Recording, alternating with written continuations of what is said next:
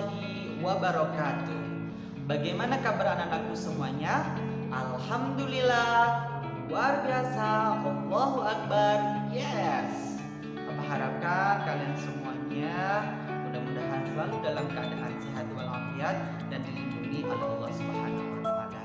Baiklah anak-anakku semuanya, kali ini Bapak senang sekali bisa menyapa kalian semuanya di pagi hari ini. Bapak harapkan kalian tetap semangat ya mengikuti pelajaran yang diberikan oleh Bapak dan Ibu guru. Anak-anakku, sebelum pelajaran bahasa Indonesia kita mulai, marilah kita berdoa. Mudah-mudahan Allah memberikan kelancaran bagi kita semuanya untuk belajar pada pagi hari ini. Berdoa dimulai. Nah, anak-anakku semuanya, kali ini pertemuan bahasa Indonesia ini kita akan bahas apa ya? Betul, bahas tentang jenis-jenis paragraf. Nah, kalian untuk lebih memahami, kalian bisa menyaksikan video berikut ini. Jenis-jenis paragraf. Indikatornya, siswa mampu memahami dan mengidentifikasi tentang jenis-jenis paragraf yang ada, baik paragraf narasi, deskripsi, argumentasi, eksposisi, dan persuasi. Untuk mengingat kembali, marilah kita pelajari tentang pengertian paragraf.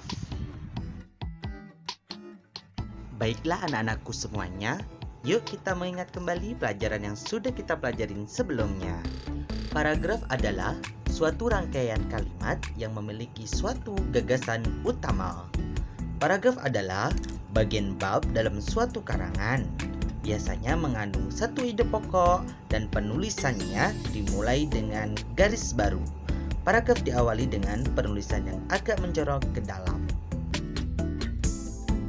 Baiklah, kita akan lanjut tentang pemahaman jenis teks paragraf. Jenis teks paragraf dibedakan menjadi 5, yaitu paragraf narasi, deskripsi, argumentasi, eksposisi, dan persuasi. Nah, anak-anakku semuanya, kita akan bahas satu persatu jenis paragraf tersebut. Yang pertama adalah kita akan membahas tentang paragraf narasi. Apa itu paragraf narasi? Yaitu paragraf yang menceritakan suatu peristiwa atau kejadian yang di dalamnya terdapat alur cerita, setting, tokoh, dan konflik tetapi tidak memiliki kalimat utama. Apa itu ciri-cirinya? Ada kejadian, ada pelaku atau tokoh, dan waktu kejadian. Perhatikan contoh berikut ini. Coba perhatikan paragraf berikut ini. Anak-anak semuanya, bahwa di sini terdapat Roy atau tokoh, kemudian ada latarnya perpustakaan, kemudian ada keadaannya yaitu asik sekali, maka paragraf tersebut disebut dengan paragraf narasi. Bagaimana anakku semuanya?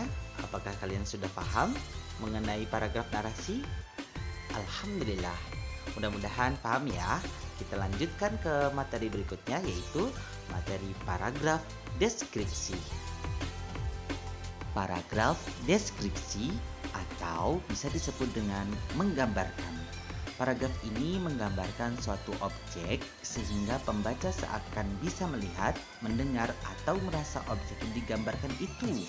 Objek yang dideskripsikan dapat berupa orang, benda, atau tempat. Ciri-cirinya ada objek yang digambarkan atau bisa menggunakan panca indera. Untuk bisa memahami paragraf deskripsi, perhatikan contoh berikut ini. Nah, anak-anakku semuanya, seperti yang kalian ketahui bahwa contoh paragraf berikut ini adalah contoh penggambaran tentang seorang perempuan. Betul tidak? Ya, betul. Seorang perempuan yang tinggi semampai, cantik, mempunyai mata yang bulat dan bersinar, bulu mata yang tebal dan hidungnya mancung. Nah, itulah yang dimaksud dengan paragraf deskripsi, yaitu mendeskripsikan suatu objek, benda, atau orang. Nah, anak-anakku semuanya, itulah tadi penjelasan dua jenis paragraf. Selanjutnya, insya Allah nanti 3 jenis paragraf berikutnya akan Bapak terangkan di pertemuan selanjutnya. Anak-anakku semuanya, untuk lebih bisa memahami teks paragraf deskripsi maupun narasi, kalian bisa join Classroom. Bapak sudah siapkan beberapa soal yang nantinya kalian bisa coba mengerjakannya. Anakku semuanya tetap semangat ya belajar di rumah. Mari kita akhiri dengan membaca hamdalah. Alhamdulillahirabbil alamin. Sampai ketemu di minggu depan di pembelajaran Bahasa Indonesia dengan Pak Dian. Wassalamualaikum warahmatullahi wabarakatuh.